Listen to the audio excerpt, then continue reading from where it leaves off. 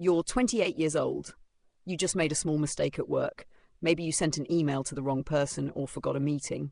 And instead of thinking, okay, no big deal, I'll fix it, you hear a voice in your head say, how could you be so stupid? Here's the wild part. That voice, it's not yours. It was installed. Every family has a language system, not the words they speak, but how they communicate. And that system quietly shapes how you talk to yourself, like how you handle conflict, and why certain relationships feel effortless while others feel like swimming upstream. Today we're breaking down 7 of these family language systems, where they come from, what they quietly cost you, and most importantly, how to change them. The because I said so family. You know this one. Growing up, the house had rules. Clear, firm, non-negotiable rules. Dad says jump. You ask how high. Mom says no more questions. The questions stop. The high-frequency words were you should, you must, stop talking back, and the classic because I said so. This system usually forms in environments where things were genuinely uncertain, financially unstable homes, high-stress cultures, or families where the parents themselves grew up under strict authority.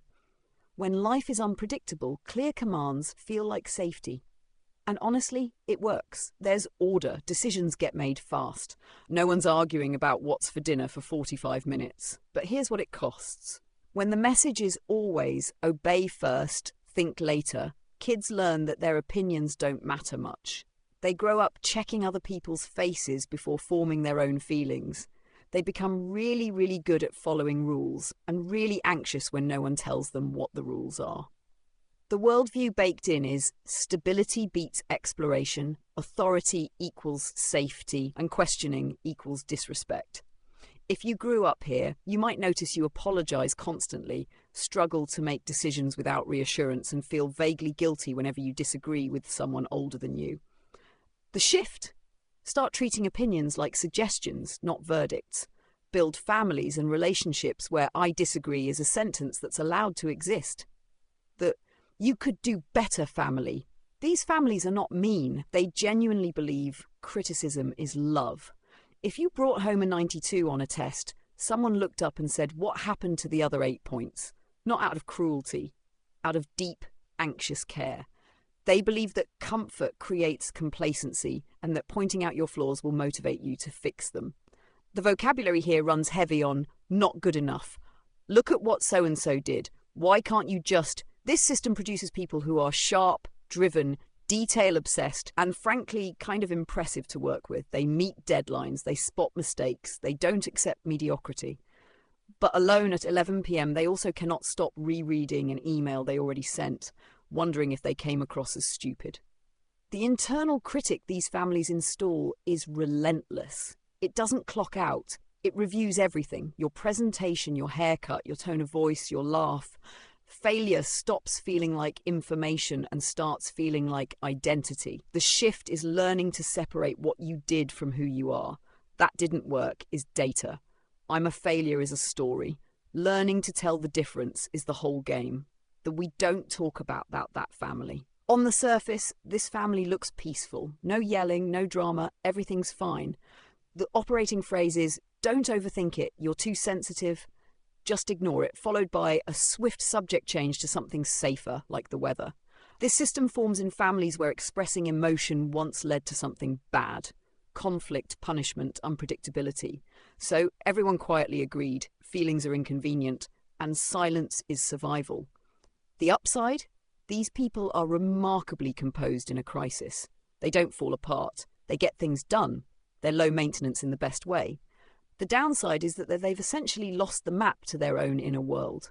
Ask them how they feel and they'll tell you what they think. They're fluent in facts, completely lost in feelings. And in relationships, that gap becomes a canyon. The body keeps the score though. Stress that can't be spoken tends to find other exits: headaches, insomnia, the vague sense that something is deeply wrong, but you couldn't possibly explain what. The shift is embarrassingly simple and also genuinely hard. Practice finishing the sentence, I feel, without immediately explaining it away. The we express everything loudly family. This is the opposite problem. Dinner could start normally and end with someone slamming a door. Voices rise fast. Emotions are vivid and immediate.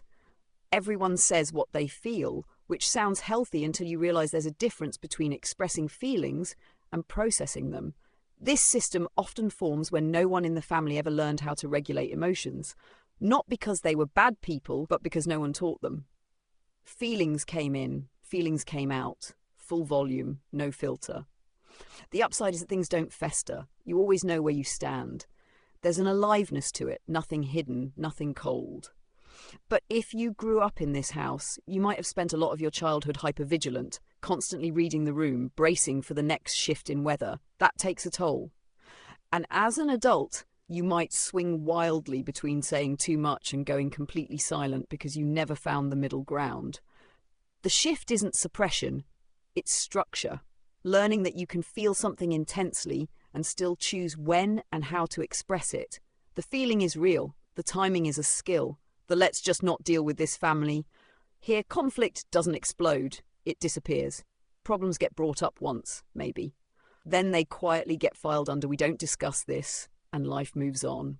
The house is calm, people are polite, everyone has their own space and respects it, sometimes a little too much. This system forms when conflict once cost something serious. A relationship, someone's safety, the whole atmosphere of the home. So avoidance became a form of care. If I don't bring it up, we won't fight. If we don't fight, we're fine. These individuals are often impressively self-sufficient. They figure things out alone. They don't need constant check-ins. They're fine. But fine is doing a lot of work in that sentence. Because what also happens is that real needs go unspoken for years. Relationships stay shallow. There's a loneliness that's hard to explain to anyone who didn't grow up in the same quiet house. The shift is building low-stakes honesty first. You don't need to suddenly become a feelings person.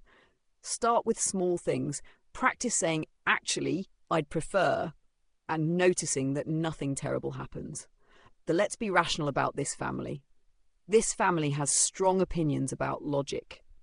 Emotions, in their view, are slightly embarrassing, like showing up to a chess match in clown shoes. When you were upset, someone sat you down and walked you through the logical reasons why you shouldn't be upset. When there was conflict, it became a debate with winners and losers. Feelings were tolerated as long as they came with a well-reasoned argument attached. This system builds excellent analysts, clear thinkers, and people who are genuinely great at solving problems. They're calm under pressure. They make good decisions. What they're less good at is sitting with someone who is crying and not immediately trying to fix the crying. Intimacy requires presence before solutions. And if you've been trained to skip straight to answers, the emotional part, the part where you just be with someone, feels uncomfortable and a little useless. The shift is learning that that sounds really hard is sometimes more powerful than here's what you should do. Logic and emotion aren't enemies, they're just different languages. And fluency in both makes you extraordinary. The rare one, the let's figure this out together family. This family exists. It's just not as common as the others. They ask more than they command. They let kids fail small failures and talk about them afterwards. They say, I was wrong out loud. Emotions are named, not performed or suppressed. Conflict happens, because it always does, but it has a shape and a resolution. The thinking underneath is, growth beats perfection. Dialogue beats control, and understanding someone matters more than being right. Nobody's born into this system. It gets built, usually by at least one person who looked at how they grew up and decided to do something different. So what do you do with all this? Here's the thing about family language systems. They're not destiny. They're defaults. And like any default setting, they can be changed. Not by blaming your parents, not by pretending your childhood was different than it was, but by doing 4 things. First, notice the pattern. When you catch yourself saying something harsh to yourself, ask, whose voice is that really? Second, name the system. There's something genuinely useful about being able to say, oh, I came from a we don't talk about feelings family, because then it becomes a pattern to understand, not a flaw to be ashamed of. Third, replace one phrase at a time. You don't overhaul an entire communication style overnight, but you can swap you should have known better for that didn't work, what would you try differently? And fourth, repeat it until it's boring. New language systems form the same way old ones did, through repetition over years, until they stop feeling like effort and just start feeling like home. Your family gave you the language you started with. What you say next is up to you. End card. If any of these felt uncomfortably familiar, that's a good sign. Drop a comment with which one hit closest to home.